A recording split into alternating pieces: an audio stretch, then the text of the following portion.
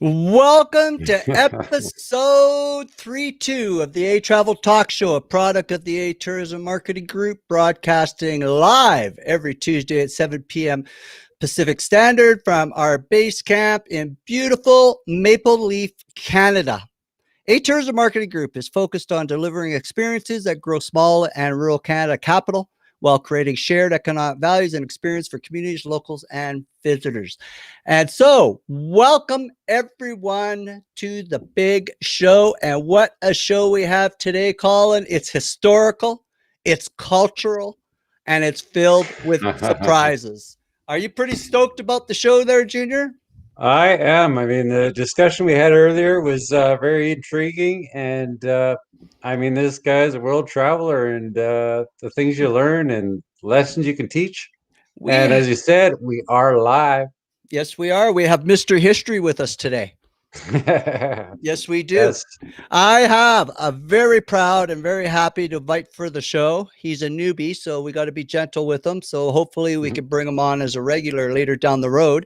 We're going to be gentle because he knows this is a tough show. This is tough questions. We ask tough questions here.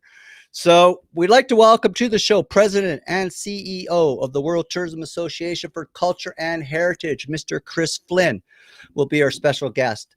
Chris will be sharing his passions, his observations, his expertise, and his opinions about historical and cultural tourism. And I don't think in all our research, Colin, we could have asked for a better guest than Mr. History himself, Chris Flynn. It's truly an honor to have Chris join us on the show. And like I say, it's going to be a good show. Yep. As always, we'll have our regular feature before we bring Chris on is A Week in Tourism, and that would be spelt. Let me just throw that up on the screen for all you newbies tuning in.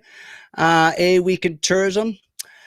We discussed a little bit brief about tourism, what's happening in Canada here in our tourism industry, and we will be sharing that with you. And in honor of Mr. History, we have put up a globe and a little historical icon in the bottom corner of our screen. So we are going all history today because we do have Mr. History with us, Chris Flynn. The last and not least, our third part and how we will end the show. Make sure you stick around for this. It is so huge. We are blown away.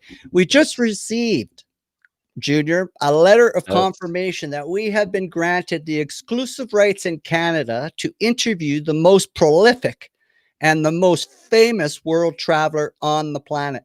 No one has visited as many places or put on as many kilometers as this family. And we're honored that we were going to have exclusive rights here in Canada to have him on our show. And that's the big surprise at the end of the show. But first, as always, because this is high budget, multi-billion dollar production, we have to appease the bosses upstairs. So we're going to do some housekeeping. So you should all know the Travel Talk Show is being recorded live. Yes, live, meaning things happen. Deal with it. We do. You can deal with it. We'll be back. Don't leave when things do go.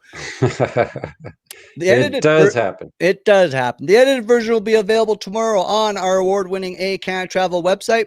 As you know, that's spelled ehCanadaTravel.com. It also will be on our social media feeds, including Twitter, Instagram, Pinterest, Tumblr, YouTube, and on LinkedIn. We will be sharing it.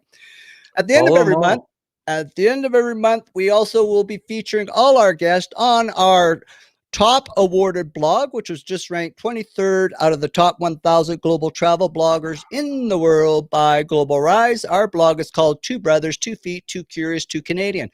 Please share. We will also be featuring our speakers on that blog. My name is Greg Girard. I'm half of the Brothers of Tourism, obviously not the better looking half. I am your co-host at the A Travel Talk Show. I'm the co-founder of ehCanadaTravel.com. I'm also a 23rd ranked blogger, as we discussed. And my big passion is small and rural Canada tourism. And if you have been watching the show, you all know why. So next door to me is Mr. Junior Colin Girard. Why don't you give him a little spiel there, Junior? Well, I am the other half of ehCanadaTravel.com, the co-host of A Travel Talk Show. And there's a lot of co's and partnerships going on here. We make a very good team there, bro. Yes. And what's your title? Oh, I was about to say I'm the keeper of the code. I love that title. I think that title rocks. I really do. Keeper Keeper of of the the code. code. Yes. Yes, I'm the tech of the company and keep everything right in the background. Yep. Thank you, everybody, for showing up and here live or watching us on the recorded video tomorrow. Yes. And for all of you misspellers out there, I just put up our name online so you could spell it right when you send us all those wonderful positive emails. And to the ones that like to hack us, then don't bother sending us anything because we don't want to hear from you. So that's pretty much how we operate here. We like good people, we hang out with good people, and we want to learn from good people. So good people are always welcome to tune in on this show. So before we bring on our guest, Mr. History Chris Flynn, I'm going to talk a little bit about Canadian history. We aren't the old kids on the block when it comes to Canadian history. We are actually the young kids on the block, and our history is documented a lot more at a certain point in our time than it is in the previous points. I'm talking Indigenous peoples of Canada. That history has not been shared readily, or has it been documented as well. People should know that the Canadian history starts with the Indigenous peoples of Canada, the First Nations people of Canada, because they occupied and they were here, Canada, for thousands of years before any of us showed up. And they first arrived on our shores on the eastern shore, as we are told. And we are learning more and more as time passes by. So our history starts with the first people of Canada, and all respect to them. We showed up in about the 10th century is where it really starts to pick up in the various versions of our history. That's when the Norse explorers and settlers moving ever westward from Scandinavia, Iceland, and Greenland. Eventually what happened is they found the northern shores of Newfoundland. And that is where our first UNESCO heritage site is founded, is a little village that has been well preserved of the Norse, or as others will call them, Vikings. And it's called Leon's Oz Meadows. And it's beautiful. Me and you, Junior, got to play Viking when we went there. We actually got to dress up. We got to wear the Viking gear. We had a sword fight, and I won, right? No, yeah, that was debatable for sure. I know I walked out with a bit of a scar here and there, but yeah, that was an amazing adventure. Leon's is the that's a great place to visit when you go to Newfoundland. That's our Western Canada French. Yeah, we got pictures wearing our Viking helmets, and the Viking huts were just amazing. Yep. It was very cool. And you know what I even like more about is the journey getting there, because it's in the middle of nowheres. And then the nice surprise when we did get there was all the hiking trails that were covering through the grassland and the wetland and all the boardwalks that went there. Great for bird watching. I don't think they pushed that enough, because there were a ton of the flocked species out at that heritage site, right? It was not until 1497 when Jean Cabot makes landfall, claiming the land for England. So he shows up and he says, this is our land, England. The precise location of Cabot's landing is widely debated, but generally believed on Newfoundland by Cape Spear. Do you remember, Carl, when we went there, we saw that big statue in the middle of nowhere, and we said, what the heck is that statue doing?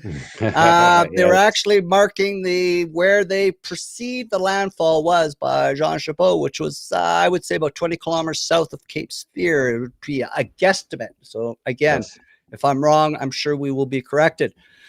1534, 1542, Jacques Cartier made 3 voyages across the Atlantic, claiming the land for the King Francis of France. You see the problem here? We got England taking a chunk. We got France coming over, taking a chunk. Cartier heard First Nations people speaking the Iroquois word Canada.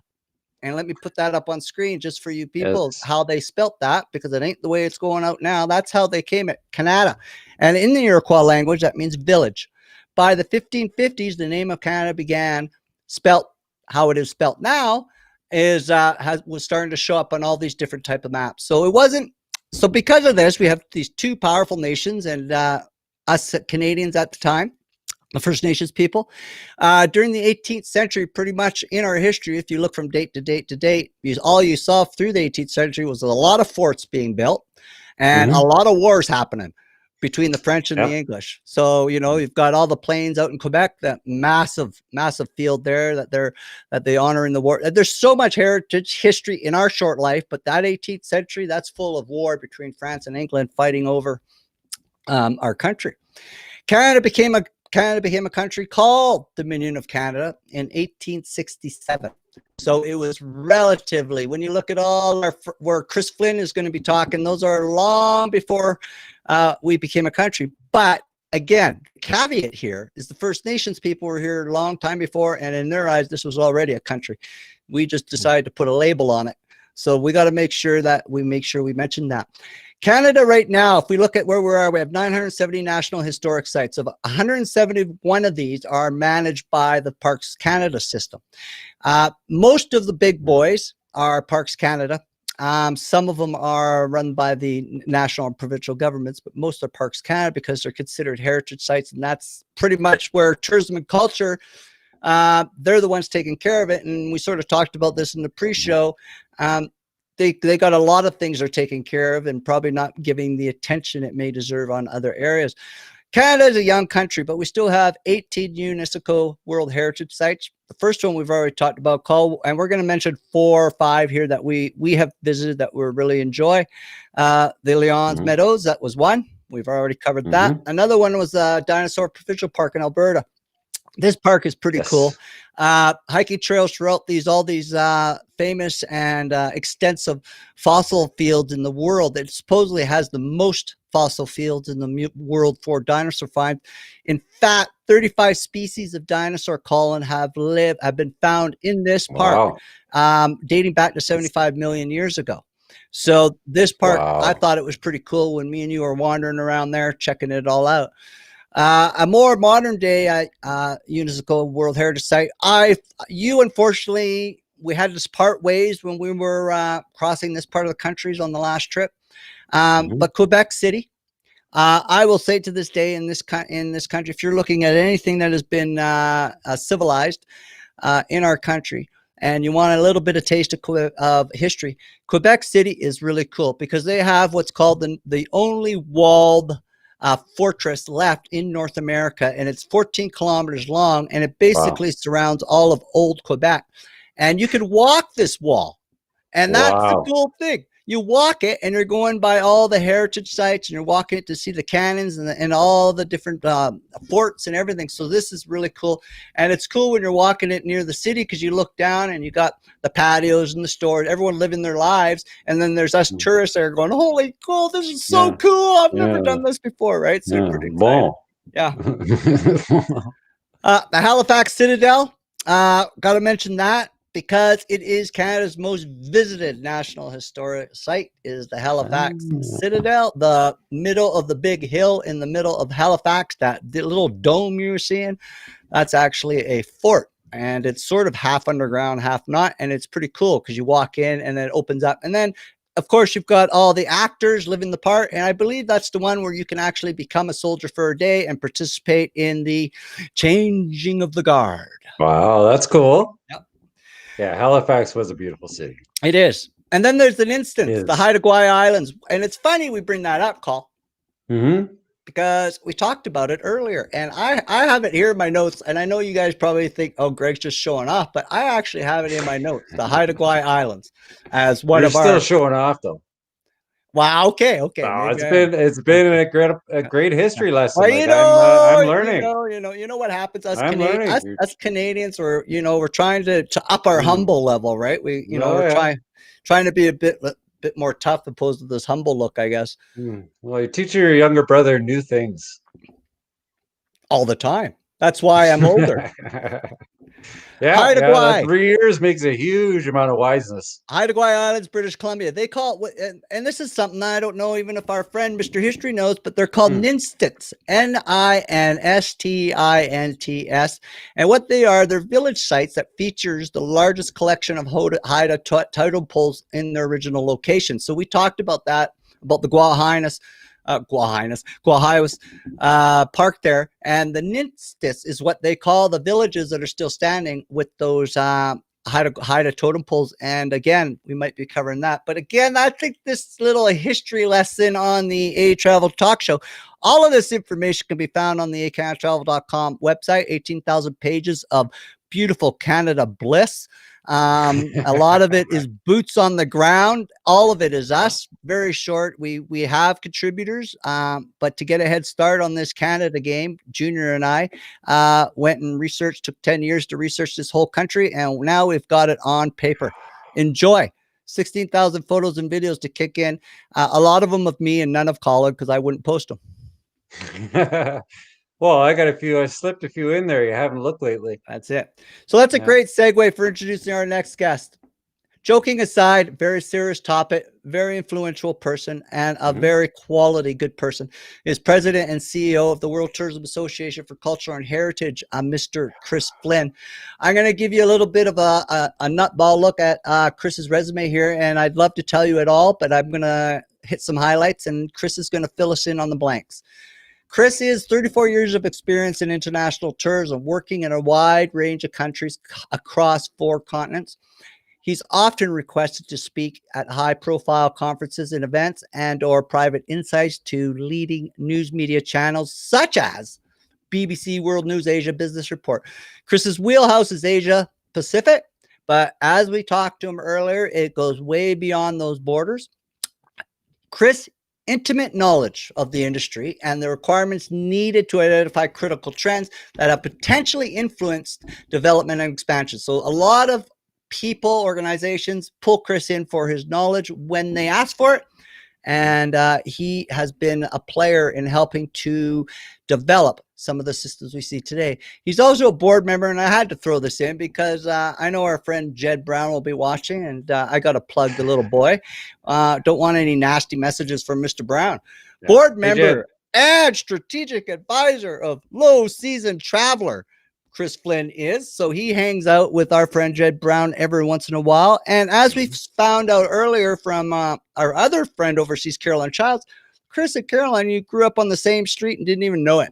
Isn't that weird, eh? Isn't that wild? How small is the world today? Yeah. Right? That's the other huge thing he's got down, and I'm hoping, probably not going to have time, but I'm gonna hit him up one day on this one, is this director of tourism talent organizations he started up. I think it said it was about 2 years old. And what it's, and I sort of liked his premise here, is tourism talent is passionate about, he wants to change tourism's perception as a career, which is true, and changing how the industry recruits and remains silent. And I thought it was pretty powerful how he worded this new venture that he is on. Yeah, I think that's pretty cool. Don't you, Col? Yeah, I'm interested in hearing about it. Yep. So I'm out of notes here, so I guess we're going to have to bring Mr. History on the show, Mr. Chris Flynn, president and CEO of, he's going to fill in the blanks here. I don't want to say everything about this guy. I mean, what's he going to say? He's going to be speechless for an hour. He could be our guest host. Yeah. So welcome to the show. Hey, that was fantastic. Hi. That was a great introduction. I'm speechless. I have nothing to give. I don't believe you. You've cleared me out totally, you know? Yeah. You're just cultural heritage tourism geeks, aren't you? Oh, yeah. That's it. No, I think the word, Chris, is we're wannabes. Ah. Yes. Yeah. I mean, me too. We can't know. You set the bar. We're just trying to get close. Okay. I'll take that one. There you go. Yeah. We're apprenticing. Yes, we're apprenticing under the great Mr. History, Chris Flynn. Yes. Chris, first of all, I'd like to welcome you to the show and thank you for taking this time to meet with Canada and our audience tonight and our audience in the next year, as we will be sharing this as much as we can and making sure it gets what it deserves.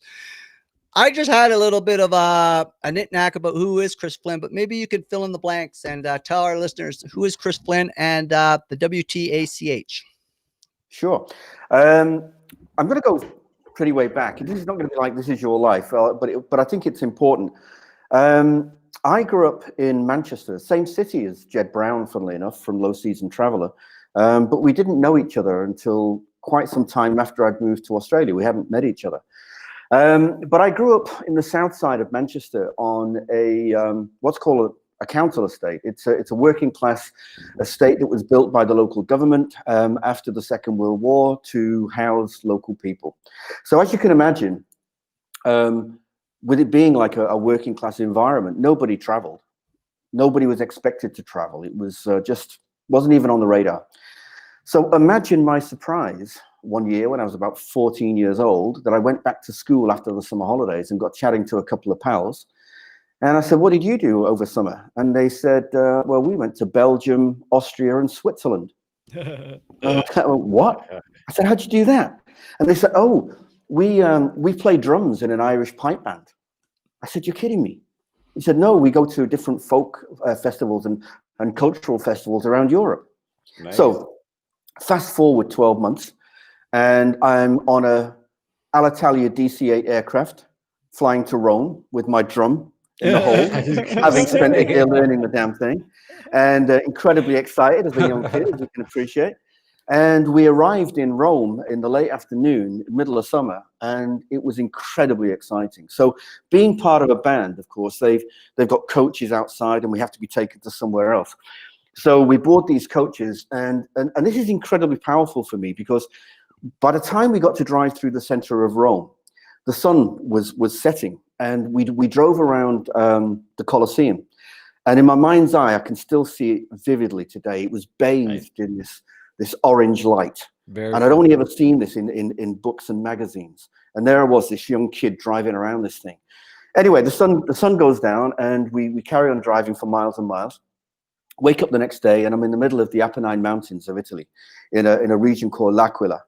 And the following evening, get this, young kid at school in a little council estate, never been anywhere. Yep. I had to walk down the steps of a 2,000-year-old Roman amphitheater to get to the stage through the audience, and got onto this stage and played. And it was a life-changing moment, because up until then, I was studying to go and do a fine arts degree in a city called Leeds, which is north of Manchester. And I changed my mind instantly right then and said, I'm going to travel for the rest of my life. And that's what I've done. And that's what I've done. So this cultural connection has always been with me, because the areas that we played and the places that we played. In fact, that particular event, I met people from Turkey, from Senegal, some people from Puerto Rico, and on all these different areas that I'd never even heard of. So it was a life-changing moment, and that I think has always remained, well, it has always remained with me.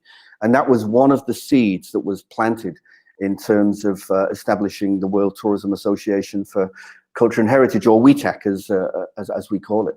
Mm-hmm. So in terms of WTACH, what actually happened there was I'd spent about 15 years as the director for the Pacific with PATA, Pacific Asia Travel Association, which is a great organization. And I would travel all over the world, speaking at different conferences and events. And one of the things that I was known for was, doing my research, looking at future trends and recognizing what's going to influence our industry. And I also used to speak quite a bit about culture and heritage tourism, simply because it wasn't necessarily on the radar. Anyway, I was invited by the Chinese government to make two presentations.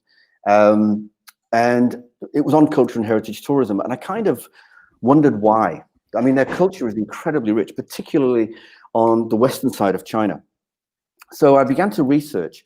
And what I found, what actually fell out almost immediately, was that the biggest potential influence on the culture and heritage tourism market was going to be millennials moving forward.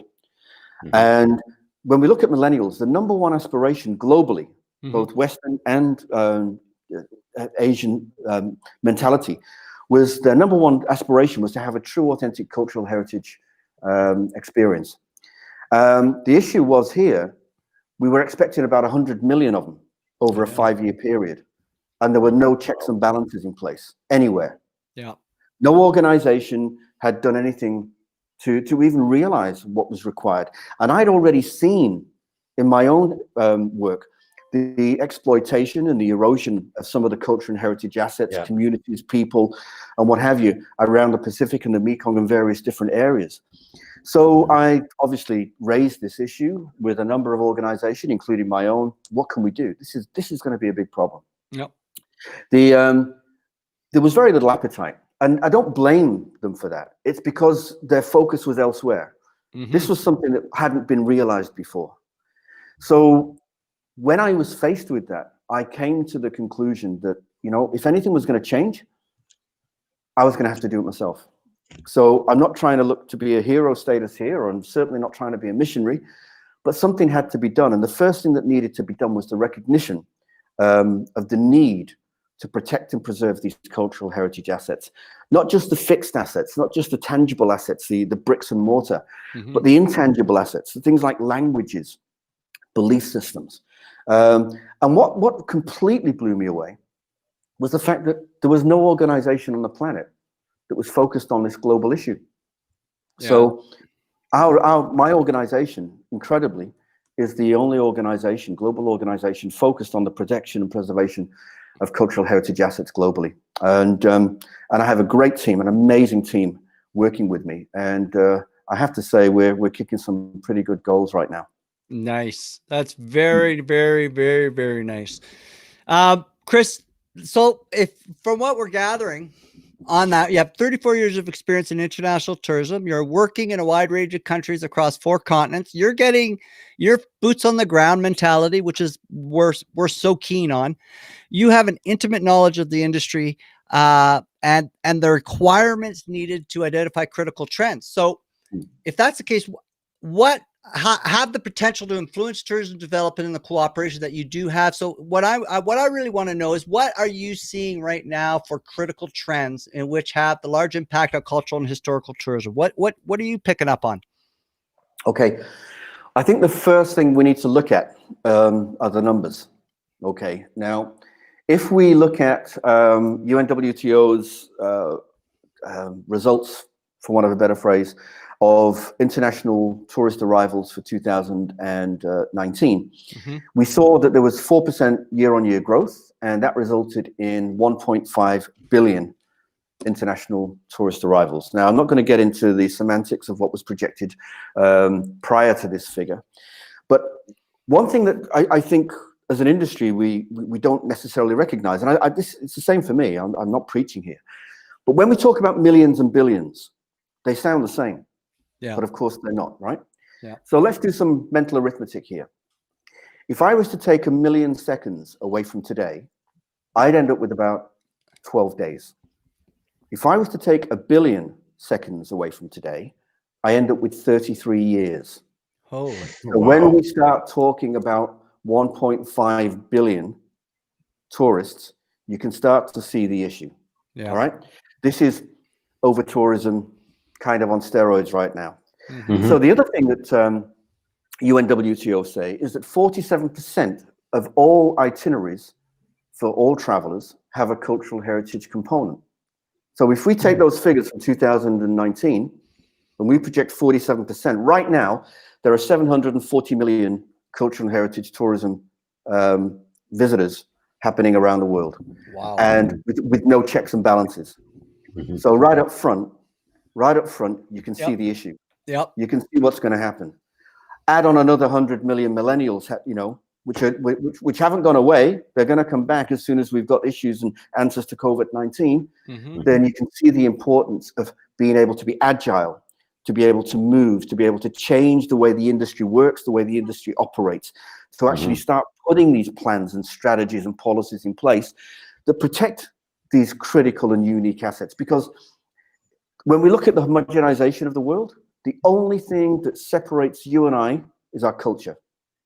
It's the invisible skin we wear that tells people who we are, right? Yeah. And right now, and from my own personal experience, what I've seen around the world, if we continue to allow the things that are happening, the exploitation, the erosion, and turn a blind eye like we always do as an industry, it's going to get worse. And the thing about it is, once culture is gone, it's gone. Yep. You can't plant it. You can't grow it. It's gone forever. And these things have maybe taken thousands of years to cement themselves in communities, to cement themselves in part of the history, heritage, and ancestry of countries. So to some degree, this is our plastic in the ocean. But unlike the plastic in the ocean that was first recognized in 1966, we don't have 50 years to pretend this isn't happening. Because as I say, once it's gone, it's gone. So having shows and having the opportunity to have platforms and stages to be able to share this, because I'm not blaming the industry. We didn't know. Nobody knew this. I didn't know this until I started to do my research, until I started to understand what was required in terms of building an organization like WTACH and what we stand for and what we're trying to achieve. You know, we're not looking to change the world. We're not looking to be missionaries. We're looking to make a positive difference. And if we can start the conversation, and this is part of the conversation, then it can only get better. So that's where we are. But, you know, when it comes down to those numbers, which are huge, they're massive.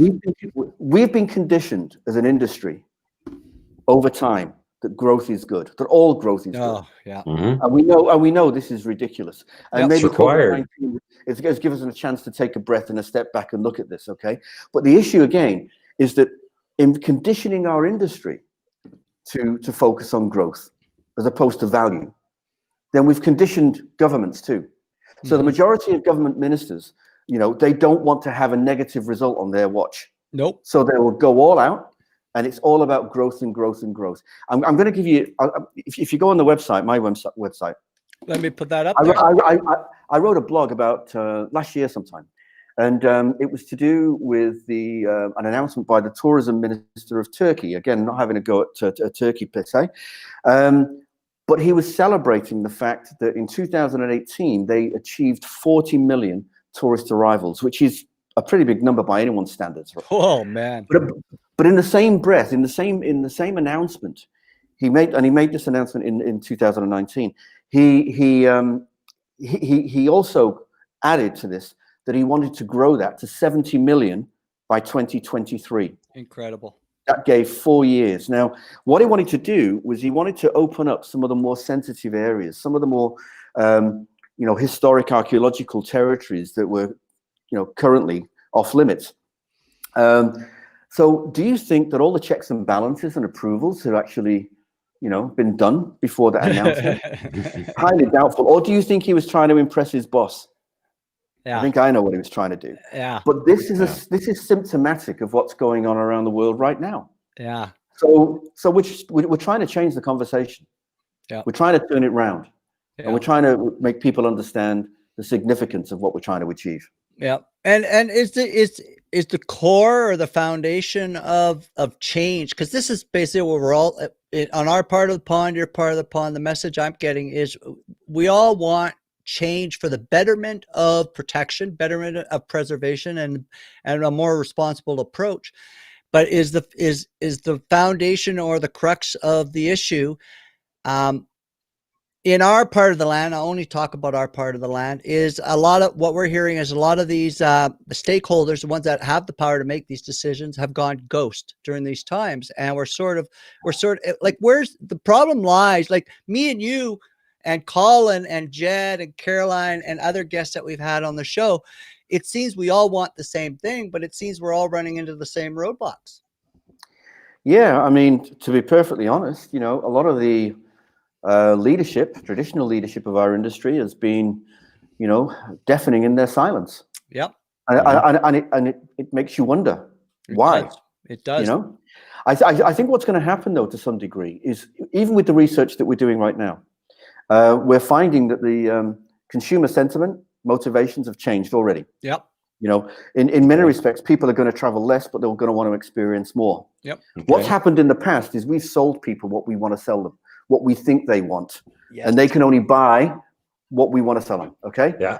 What's actually happening now? Everyone's been sat at home for the last few months. We've all got Google and access to the internet, and people are starting to discover and explore some of the real opportunities, the real value in destinations. And this is what they want. The majority of it has been done through ignorance. Nothing wrong with that. If you don't know something, you just don't know. You just haven't learned it yet. So I think a lot of change is going to happen because it's going to be driven by consumer sentiment. It's going to be a change in the motivations in future. So destinations need to wise up. They have a chance right now to get this together. Yep. And that might fall to our advantage. That might fall to WTAC's advantage because we have an amazing team of experts, professors, academics, and what have you, working with us that can build these strategies, that can develop these policies and what have you.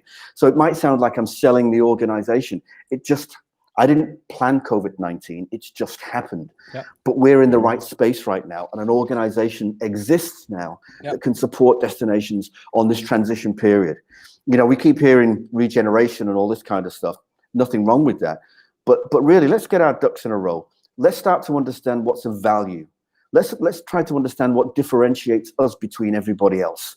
There's beaches and palm trees and everything else around the world, but there is nothing like your indigenous culture.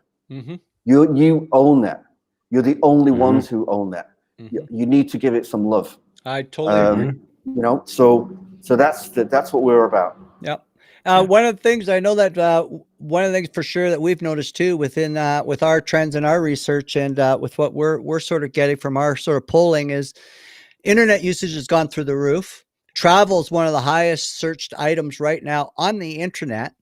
Hence why when people, like you said, people are looking on Google and all these other formats, I'd like to throw in there, they're looking on ehCanadaTravel.com as well, because for the instance that our traffic has gone exponentially huge. We have been forced to come up with new programs like this, which COVID has brought about, because at that time we were more going to the communities and talking. Now we're this format. And now this show has been recognized overseas in your part of the world. For the original content and the way we do it. We're not a suit and tie, as you guess. We're down home, real people. We're boots on the ground. And I think what's happening because of the so-called stakeholders, I think what it's given is the opportunity for people to look around and find other sources and other resources that are non-ghost and that are looking at a different approach to tourism. I totally agree. And, you know, it's quite interesting. Jed Brown and I, we've known each other for quite a number of years now. But we both started organizations with the same goal. We just came at it different ways. Yep. So I created this organization because of my background and because of the work experience I had and the conference platforms that I had, and also some of the media sort of opportunities. He came at it because he understood that for years we had just concertinaed the year into peak seasons and what have you, and it makes no sense. No. You know, so we're coming at it to try and, you know, have better equitable travel, more dispersal. You know, so 365 days a year. With me, history isn't made in one place.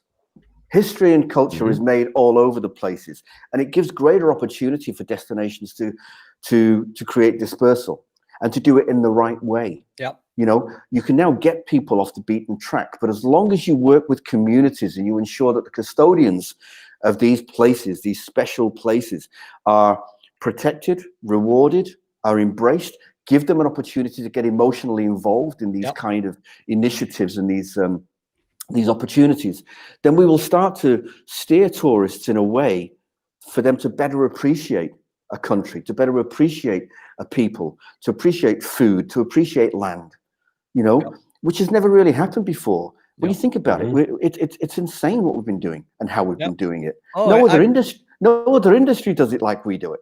No. So you know, as I say, you know, the likes of Jed and others, we've come at it from different angles, but we're kind of meeting in the middle because our agenda and our objectives and our missions is the same. Yep. And I'm seeing that more and more now with the entrepreneurial aspect, and also with the more of the private side of tourism. I've seen some great initiatives. I've had some good conversations, and I'm really proud of being part of that entrepreneurial side of tourism, because it's really it's satisfying, even though it's there's a battle consistently in and out every day. But it's very, very satisfying with the feedback you're getting, and with people like yourselves, the initiatives you're doing, and Jed and all the other people that Caroline and Suzanne and so forth. I think it's admirable of what we're trying to accomplish, because it's not only better for our passion, and you could see the passion. I think it's better for the industry itself and for each and every country. I think it's a better outlook. But It's a new type of leadership. Yes, it is. It totally is. So what are the strategies moving forward then, Chris, for the COVID-19 with all that's happening? And we've been saying this since we started the show 32 episodes ago, that the old playbook is out. Use it for fire starter, because that ain't going to work. So bring in the new playbook. So what's the new playbook for the World Tourism Association for Culture and Heritage? Well, we're doing a bunch of things right now. I mean, I think one of the things that's out there, and when you look at social media, there's a lot of assumptions out there. And what we really need, and Carolyn Childs is the master of this, is we need evidence-based factual information that allows us to help build the next steps and the next stages moving forward. So one of the things that we're doing right now as we speak is we're creating what we've called a wisdom bank. And we have some people working with us in the United States, in Utah and California, and they are scraping the internet and having running interviews and surveys so that we can find out what destinations and institutions. It's not just about destinations; it's about, you know, museums, art galleries, etc. What are we doing during COVID-19, and what are our plans post COVID-19? What have we learned, both good and bad? And what we're trying to do here is we're trying to build a repository of information. As I say, we call it the wisdom bank, which we will give to industry. If we give that to the industry, then they can take a look at what other similar institutions or destinations are doing, and it might save them time and money in learning from others' experience on how to move forward quickly, more effectively, and safely. So Wisdom Bank is already underway. We hope to release the first stages of this probably the second week of December. And we're now working with some corporate partners of WTACH to actually build on this, because we want this to be a living, breathing document, something where we can continue to learn from. And of course, once we're through this pandemic experience, what we're actually creating will become a repository of knowledge for universities and different faculties to pull on, so that our next generation of industry leaders will understand what's gone on, will understand the principles of tourism, will understand the efforts of crisis and resilience. So that so this is just one thing that we're doing. The other thing that we've done recently is we've worked with the University of Technology in Sydney, again with the new leadership of our industry, the master's students who are coming out of there, and we gave them a task. And this was in conjunction with Low Season Traveller. One of the things that I've been on about for years, and so is Jed Brown, is how our industry positions and markets a destination. You know, they might put out a beautiful golden beach with nobody on it, and when you get there, there's a million people there. or it might be St. Mark's Square in Venice, and there might be one or two people having a coffee, and when you get there, there's 6 cruise liners and all this kind of stuff. again, would you buy a car from these people? I don't think so. No. So what we've done is we gave them some scope to try and investigate what consumers want in the future, what experiences they've had, good and bad, how they want destinations to position themselves as a destination in the future. And words pop up like trust. They want to trust destinations. Yes. They don't want to be sold a lemon. They don't want to go to a place that is jam-packed, in a particular time where they're paying 10 times for a coffee, or and this research has literally just landed on the desk 2 days ago, and we're going through it right now. So once we've actually worked with the team, once we've got Carolyn involved as well, and we've polished up the document, we will release that document, because the findings of and the hard work of what these girls from UTS have done, from the university have done, is fantastic. And it actually goes a long way to saying exactly what we're saying, in terms of the industry has been lazy. We have taken things for granted. We have known that we can fill these gaps between July and August, or whatever our peak seasons are, and we've just lofted our revenues and our success on that. Well, the industry can't do that anymore, and the consumers are not prepared to take it anymore. So we need to change from within if we're going to change at the outside. So there's a bunch of stuff that we're doing right now. Just one other thing that we're working on, which I won't go into too much detail, but it comes down to the current situation, say with UNESCO. Now, UNESCO do some great work. Don't get me wrong. This is not me beating them up at all. So when you look at World Heritage Sites, and I know that you have some World Heritage Sites in Canada, quite rightly so, but the process of obtaining that World Heritage status is interesting. That's the bureaucracy. Chris, that's a very polite word. The bureaucracy that sits behind that, the cost involved, the processes. They were for a previous time. Since this, basically the model for this was established, we now have billions of tourists, not a handful. Okay, we have affordable access to places in the world that you could never have even imagined. So we are working on a white paper, because when you look at the volume of UNESCO's World Heritage Sites around the world, and I'll give you an example. Here's a good example. So if we look at Zambia right now, Zambia has one recognized World Heritage place. They have 7 on the consideration list. Okay, and how long these are going to be considered for, time only tells. It could be 1 year, it could be 10 years. Okay, they have more than 4,000 significant cultural heritage sites within Zambia, none of them being recognized. It couldn't be a money issue, could it? Or political? Well, the fact is, we've only had the UNESCO model. Yeah. That's it. Yeah. So we're building a white paper focused on the 99% that's invisible. Can we not? Why not a WTACH model? Well, this is what it is. This is what it is. It's allowing destinations to understand how to index, what the significant values are, how to actually put that together in terms of where the significant is, what the value is to national, regional, local communities, and do it in a completely different way. We're not trying to steal the thunder of UNESCO. Far from it. We want to work in conjunction with UNESCO. Absolutely. You know, but the fact is the industry's changed. The other thing about UNESCO, and again, not me beating them up, just on observation, is when they create these World Heritage Sites, we have people around the world now that they want to collect them. They want to go to as many World Heritage Sites as they possibly can. But UNESCO's job is finished once they've given that badge. There is no sort of dialogue in terms of how we take this new opportunity and bleed that into the mainstream of tourism. How do we educate the custodians of these precious assets? And what are the models? What are the strategies that need to be put in place to ensure that we can benefit from this recognition in a way that ensures that we're not going to damage or ruin the goose that laid the golden egg? So again, this is not UNESCO's mandate. It's WTACH's mandate. We're the only organization that is tasked to do this, and we've tasked ourselves to do this. We are for the industry because we're from the industry.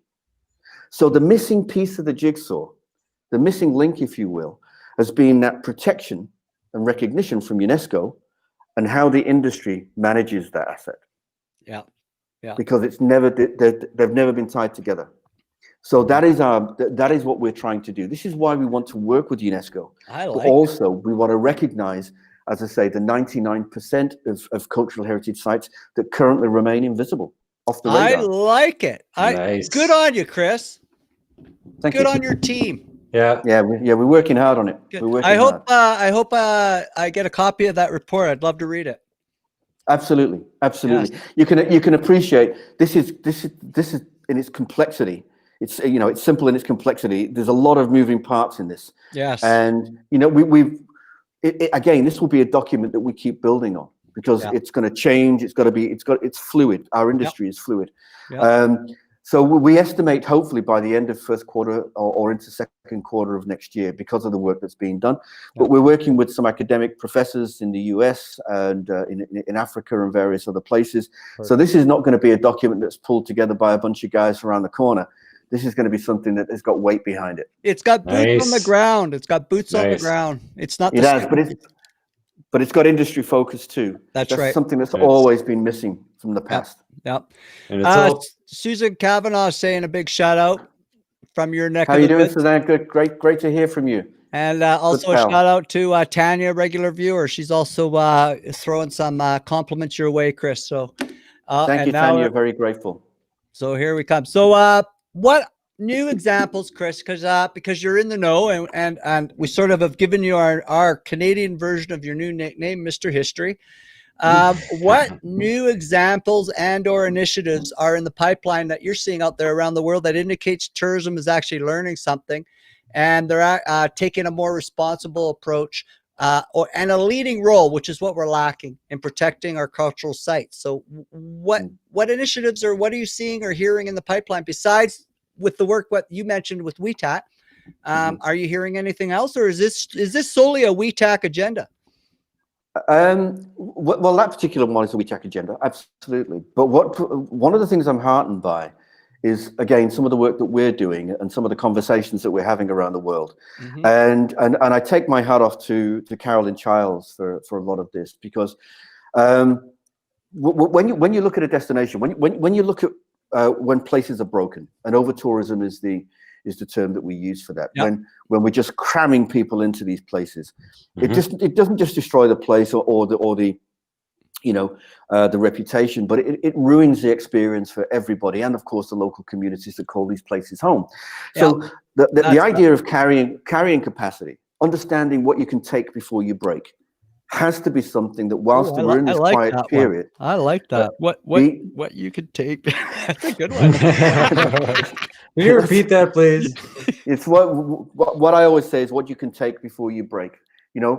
Again, a lot of people think it's never going to happen to us until it creeps up on you, and it happens quickly, and it's driven by it's got multiple facets to this. So when we look at carrying capacity, the analogy that I use, which is quite a simple analogy, is if I'm going to a supermarket, to do some shopping, I'll take a bag with me, and I'll know the bag is big enough because I know what I want to buy, and I can put everything in there. Yeah. Why don't we do that with destinations?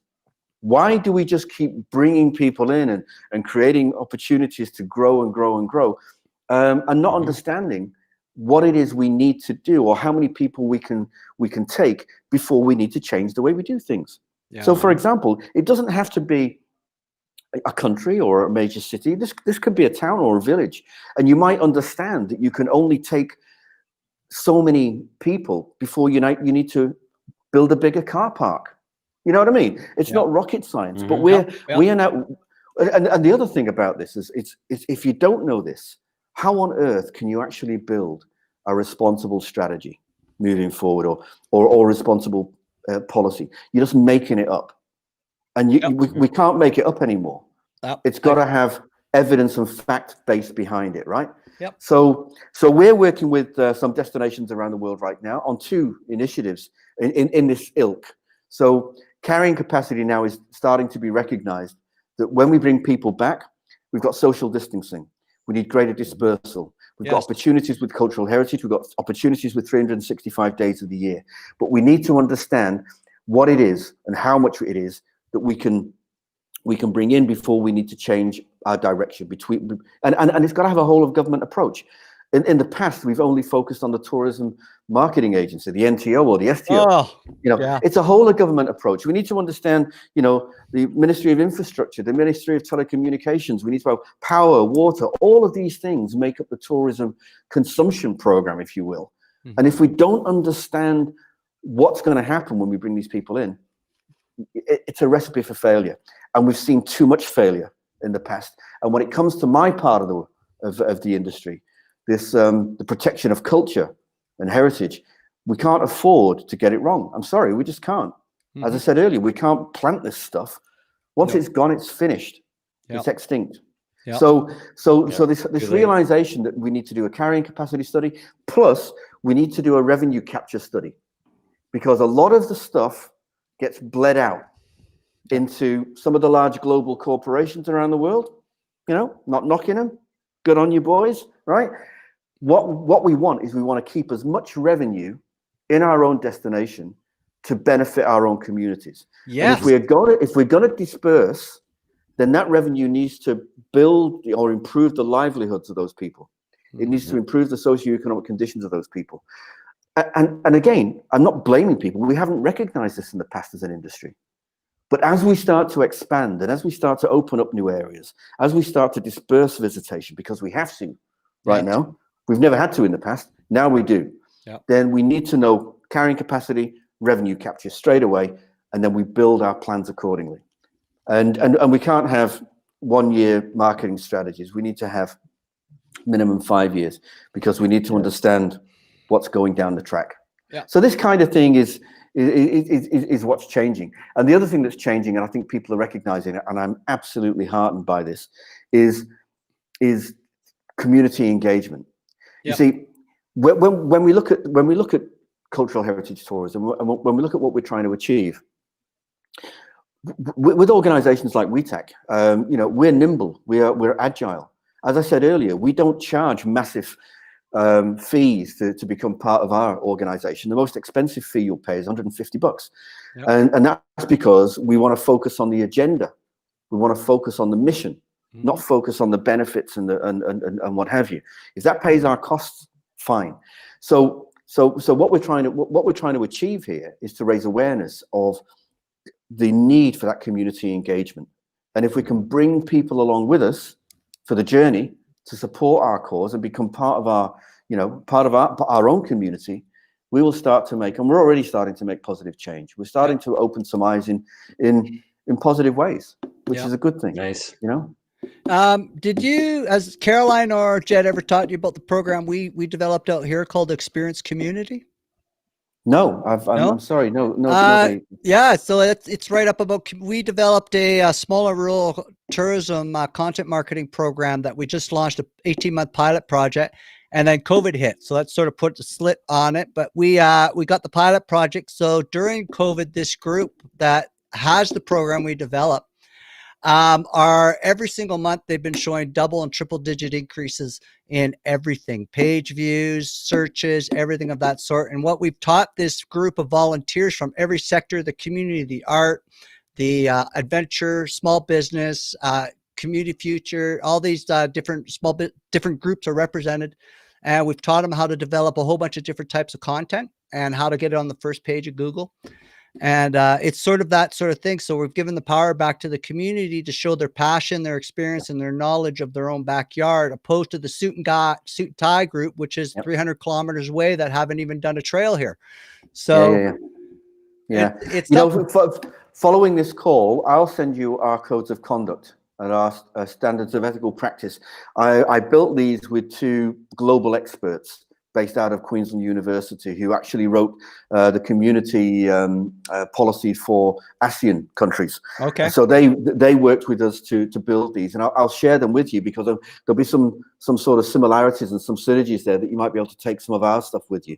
It's something that we give to all our members, and if you want to be a member, you've got to tick the box to say that you're going to follow these things. Okay. You know, but we're seeing it. We are seeing some very positive changes, and I'm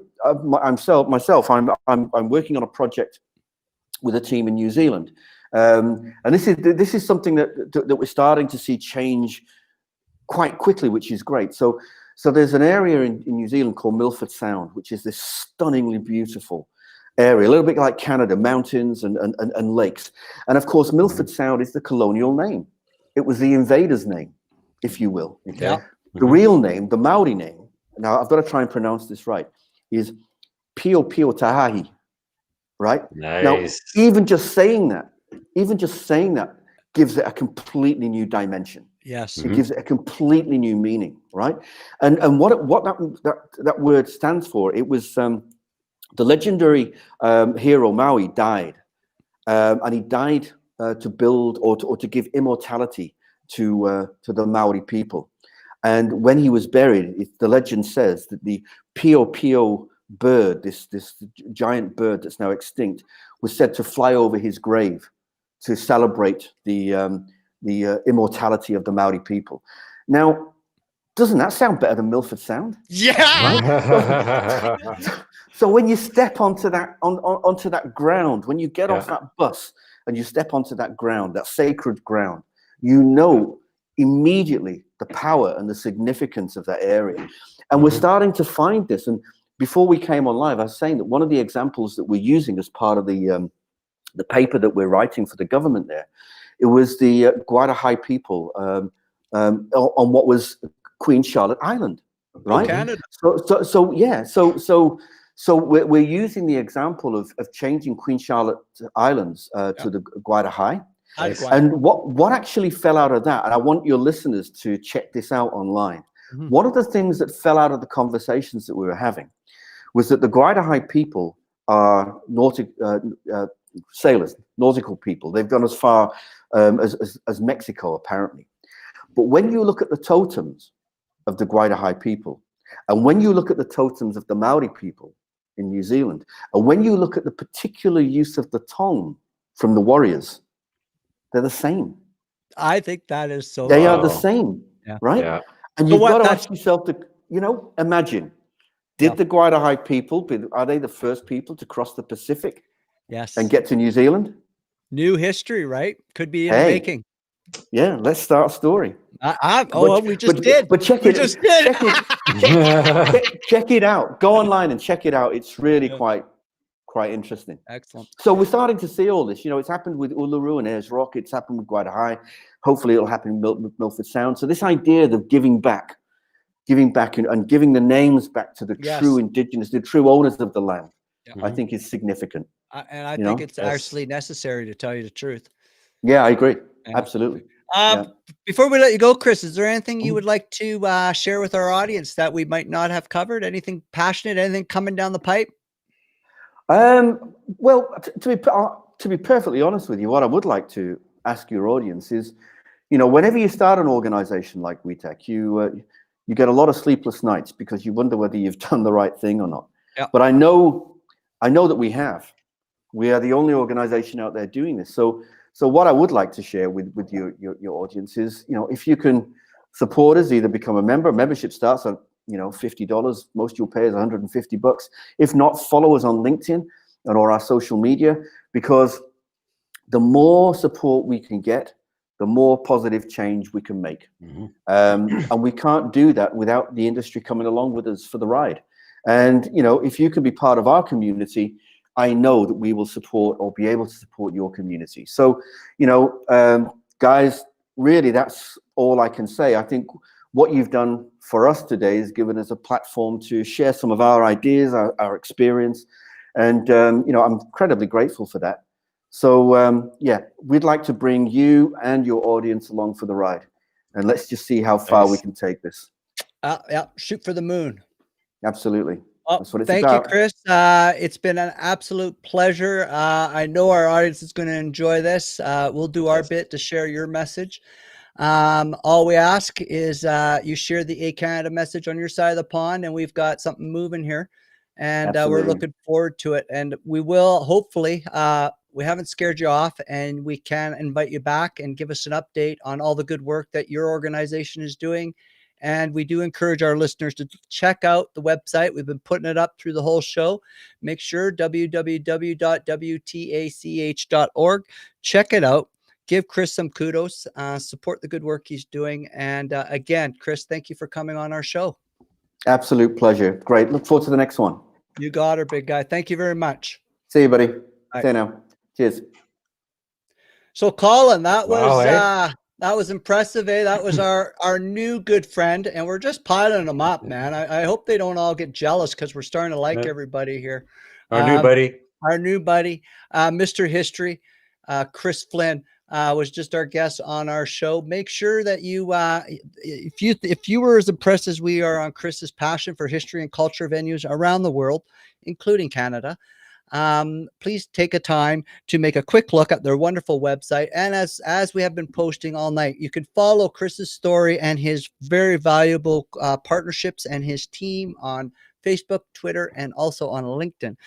Pick a format, whatever beats to your heart, and slap that WTACH into the search bar if you haven't got down the addresses, and give them a follow and give them a like. And that's just like giving Chris a pat back for the hard work that he does. So by all means, we encourage all you Canadians, get off the couch, put the Netflix remote away, and get on that internet and go click WTACH.org. So for you all today, we have to finish our show. We've got something that's pretty cool to talk about. We received a letter today, and we're pretty stoked on the big plans that we've got coming up. But before we get there, I just want to make sure everyone knows this is the Travel Talk Show. We are a tourism and marketing travel organization. Some of our flagship projects, of course, is our award-winning ehCanadaTravel.com, 18,000 pages of travel information, 16,000, and it's the only interactive website here in Canada. Also, please take the time to check us out. Our Two Brothers, Two Feet, Two Cures, Two Canadian blog, which is ranked in the top 1,000 travel bloggers. Of course, this show, which you all love and dear and attune to every week. And of Wouldn't course, miss it. yeah. And of course, our last but not least, our flagship project, which we just developed, was our small and rural community experience program. Learn how to market your community, take back your marketing, and start establishing your own brand on what you think works and what you would like to promote. So this is another interesting. We have some big news to share. So I'm just going to pull up this letter we received today, and I'm going to stick it up online here. And I'm going to solo it so you guys can see it. And then I'm going to read it to you. We got this, and we're not sure how we got this. Did we, Junior? No, I think we just we're being very good this year. I guess. So what happened was, it's pretty cool. So we're sitting here and we got a letter from the North Pole Mail Delivery, and I'm just going to read it to you so you can hear what happened. This says, "Dear A Travel Talk Show, I was looking at my nice list a while ago and was so impressed at your efforts to bring good cheer into the homes of Canadians this year, in what has proven to be a very difficult year for keeping off the naughty list. Mrs. Claus has been reading the letters you have been writing all of us on behalf of all the children in Canada, and how they miss meeting with me, Santa, as I cannot do my rounds at the shopping malls due to COVID-19. Mrs. Claus and I are so grateful that your team has offered your A Travel Talk Show format as an opportunity for us to speak to Canadian children. After some consideration, Mrs. Claus, myself, the elves, and the reindeer have all decided to grant you and your merry band of Canadian elves and elfettes an exclusive interview, as well as some additional airtime for Canadian children to connect with all of us at the North Pole through your talk show before the big night when I go out and deliver gifts. May the true spirit of the season be upon you, your family, your fans, and your followers. Merry Christmas. Sincerely signed, Santa Claus. P.S. Thank you for your wonderful website, ehCanadaTravel.com, as it was proven very handy when delivering gifts in Canada." That is from, oh my God! No way. No way! That is from the big man himself. So basically, after all our efforts of tracking down that North Pole, the famous, the number one most traveled person, in the world, who has put on the most kilometers, has granted us here at the A Travel Talk Show exclusive rights for an interview with the North Pole with Santa, Mrs. Claus, some elves, and we might even get a surprise appearance by Rudolph if he's not too busy. So I was pretty stoked, Carl. That is exciting. I won't be able to sleep now. Where else? Countdown to Christmas. CBC, Global TV, eat your heart out. We here at A Canada Travel have the rights to an interview with the big man himself, Mr. Claus, and his beautiful, and we all know who runs the show, Mrs. Claus. Yes. Will be there with us. So stay tuned next week, because we are getting a cable from the North Pole with a little note video message from Santa and Mrs. Claus themselves that we'll be sharing next week. And then we shall have the big show where we are one-on-one with the big man, Santa, and Mrs. Claus. So stay tuned. Follow us on Facebook, Twitter, Instagram, Pinterest, and YouTube, because you know what? The big man, if you want to talk to him and you live in Canada, you need to stay tuned, because you are going to, and we will be putting up an email that Santa has given us that we are going to use for our exclusive interview. And for you, the children, get ready, get your videos ready, get your photos ready, get your emails ready, because when we open up this Santa mailbox that we are been given, and you have to follow us on Facebook, Twitter, Instagram, Pinterest, or YouTube to find this email. Start sending your stuff, and you may be you watching right now, you little Johnny and little Jane, you may be lucky enough to get a one-on-one with Santa Claus from the North Pole. Wow. Wow. Are we eligible to enter this, or is it just we've had a lot of big wigs like Mr. History on this show, Colin, but I gotta tell you, Santa, I'm a little bit nervous. He's like the biggest wig of all. well, he was trying to pull some strings behind the scenes there to get the backstage pass. I know. So stay tuned. North Pole is coming up in a couple of weeks. We are getting our act together, and I still don't know how we got this letter. I wonder if a little elf dropped it off or how it got I here. don't know. Maybe it's something. What's that? Maybe it's our Arctic Circle trip. Maybe he, Yeah. visited. Yeah. Well, Dropped it off. I'm just glad Santa picked our show to do his interview and not the CBCs of the world, all those ones. He picked the ehCanadaTravel. I guess he might like the crazy Canucks that run this joint. I think that might be it because we are on the nice list. He said.